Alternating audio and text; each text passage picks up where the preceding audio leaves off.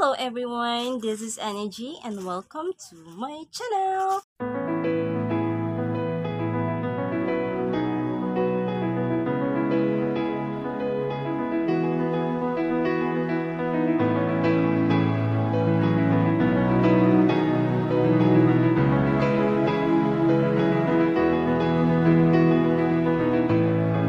And today's video is mag-unboxing ulit tayo ng binili natin sa Shopee. Ayan. This time, binili natin to sa Shopee kasi yung first vlog ko is panalunan ko po yun sa raffle di Lawless. Ayan. Thank you so much again, Lawless, para doon.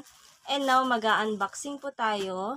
Na-order ko po ito sa Shopee dahil na-inspired ako ni Alora Rosalina and Ma'am Ibing. Ito natin yan. May gunting na tayo this time. First vlog natin wala tayo. Ginamitan natin na gano'n. Ayan, taran! Ito po yung in-order ko sa Shopee. Ayan. Ito po yung chicken soup for the soul. Think positive. Ayan. It's an inspirational stories about counting your blessing, having a positive attitude. Ayan. Thank you so much, Alora Rosalina, for inspiring me, and Ma'am Ibing for sharing your mga words of wisdom and sa mga morning grace natin. Kung gusto nyo pong makilala at dikitan si Alora Rosalina at si Ma'am Ibing, ilalagay ko po yung link nila dyan sa description box. And sobrang bababait ng mga taong yun. And as in, nakaka-inspired sila. Tuwing morning na, parang nagiging habit na namin ni Ali. Ayan. Nagiging habit na namin pumunta dun sa live nila at makinig. Kaya ito, napabili kami.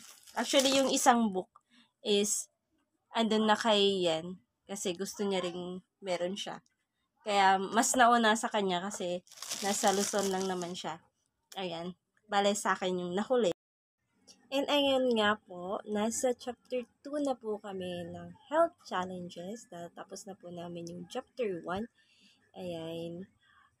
Kung gusto nyo pong dikitain si Alora Rosalina and Ma'am Ibing, ilalagay ko lang po yung link nila dito sa description box ko po. And ayun, sabay-sabay po tayong ma-inspired and matuto sa lahat ng bagay at maging think positive always kahit sa anumang sakit o mga pagsubok na darating po sa ating buhay.